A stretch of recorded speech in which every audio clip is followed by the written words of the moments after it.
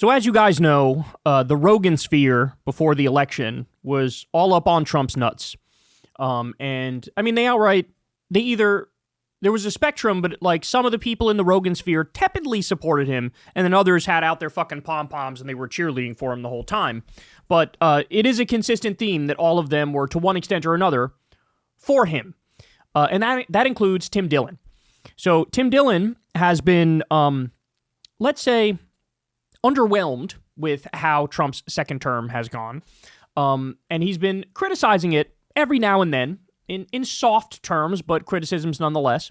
And it appears like we've finally reached the point where he seems to fully regret being on Team MAGA without actually saying it. So let's watch. This is from his show this week. We know, and then our military general, Pete Hegseth, the tough guy from Fox News, is going, we want our generals to be thin and not have beards. How about we run our own country, Pete? Wouldn't that might be good too? We're worried about fat generals and beards? And then the president of the United States goes, we're going to be using American cities to train our troops because we're going into Portland and we're going into Chicago? This is a bit psychotic. Let's listen to this. Very important mission. And I told Pete, we should use some of these dangerous cities as training grounds for our military, National Guard, but military. Because we're going into Chicago very soon. That's a big city with an incompetent governor. Stupid governor, stupid. They threw him out of his family business. He was so stupid. I know the family. He becomes governor. He's got money. Not money that he made, but he ran for governor, he won, and now he criticizes us all the time. And last week they had 11 people murdered, 44 people shot. The week before that, they had 5 people murdered, 28 people shot. Every weekend, they lose 5, 6. If they lose 5, they're considering it a great week. They shouldn't lose any. Well, yes, but we don't need the Marines in Chicago. I agree. The Democratic Party's done a terrible job with public safety. Oh, my God. Why am I always right about everything? That's my question. What do I always tell you guys? What do I always tell you guys? When these people, they were either full MAGA, but then when it's clear that these people are destroying the fucking country and it's no longer cool to associate with MAGA, what do I always tell you? They retreat to enlightened centrism. They retreat to, I was never like fully on board with MAGA, and bro, you know what? I think both sides have like good parts and bad parts, bro, and both sides do some good things and some bad things, bro, and like, yeah, I agree the Democrats and their record on crime, bro, is not that great, bro, but like, don't send them. I swear to God, man, I'm not going to survive this Trump term if I hear more both sides bullshit. I'm really not. And by the way, just so everybody knows, Trump is sending the National Guard and the troops into all these different cities. Well, we know the crime figures. In D.C., for example, crime was down 30% already, and he still said, we have a crime crisis, I got to send in the National Guard into D.C. It's like, wait, but crime was down. Tim, they're making it up.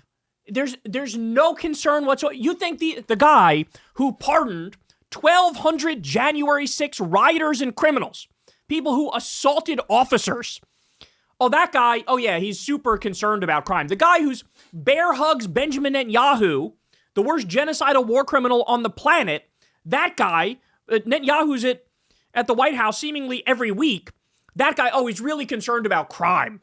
The guy who himself was charged with 91 crimes and is a convicted felon in the state of New York and has to pay out hundreds of millions over the civil crimes he committed. That guy, oh, they're really concerned about crime. That's why Trump is sending them. Oh, my God. This is what I mean, bro. Even when one of these guys says something right, they're still somehow wrong. It's incredible. It's absolutely incredible. Weekend, they lose 5, 6. If they lose 5, they're considering it a great week. They shouldn't lose any. Well, yes, but we don't need the Marines in Chicago. I agree. The Democratic Party's done a terrible job with public safety. But the idea that we're going to have the Marines in Chicago and we're going to be, so let me get this straight. I'm just trying to understand this. Again, I'm a college dropout. The money to build the educational institutions and the infrastructure in America, things like hospitals, things we need, that gets shipped to Israel. The Marines and the National Guard get sent into the cities where that money could have been used to better the lives of the people. That seems to make no sense. We tell the Ukraine to keep fighting Putin, and we keep selling them weapons, and then giving them weapons, and then giving them loans, and then giving them money, and the money that could have been used in an American city and then we kick a bunch of people off Medicaid. We kick a bunch of people off Medicaid in America and close a bunch of rural hospitals because there's like $1 trillion in Medicare cuts. But the money goes to the Ukraine and Israel. And then we put the National Guard in Portland. And then Pete Hegseth calls a meeting of 800 generals and go, I don't want fatties and I don't want anyone with a beard because we're a tough country. We're the Department of War. And you go, yeah, but you people are getting cucked and you're giving money to places that have there's zero national security interest in the United States of America. We shouldn't be in these wars. And you're either unable or unwilling to pull out of them. And then you think that the American people are going to be so stupid, they go, oh, this guy's a badass because no one has a beard. What a tough guy. He told people to do some sit-ups. And then more billions out the door. More billions to Israel. Netanyahu visits the White House again.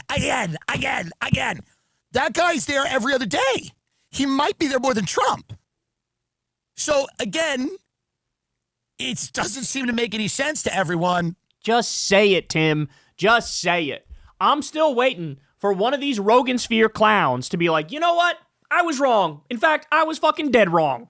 J.D. Vance and Donald Trump absolutely suck. The Democrats would have been better. Yes, Kamala Harris would have been way fucking better. Tim Walz would have been way fucking better. At least with the Democrats, you don't have to worry about cuts to fucking pediatric cancer research and Meals on Wheels and the National Weather Service and nuclear safety officials and the Department of Education and FEMA and, 83,000 veterans getting the axe, 250,000 public workers overall getting the axe, half the Social Security offices getting cut. At least, with the Democrats, you don't have to worry about that, right? You don't have to worry about planes plummeting out of the sky because they fired a bunch of air traffic controllers. You don't have to worry about brain drain because of Trump's war on science in this country and war on immigrants, even immigrants who go to the top colleges and universities. You don't have to worry about brain drain, so that's just one of 1,000 things. Can one of you just fucking say it? Can one of you just say it?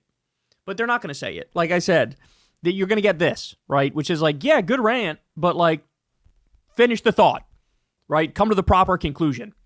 Say, I fucked up. I should have never had J.D. Vance on the show and given him a hot stone massage, and Theo Von should have never jacked off Trump, and Rogan should have never jacked off Trump, and J.D. Vance, and fucking Peter Thiel, and fucking Mark Zuckerberg, and all the Mark Andreessen, and all the billionaire robber barons like fucking Elon Musk that he has on the show.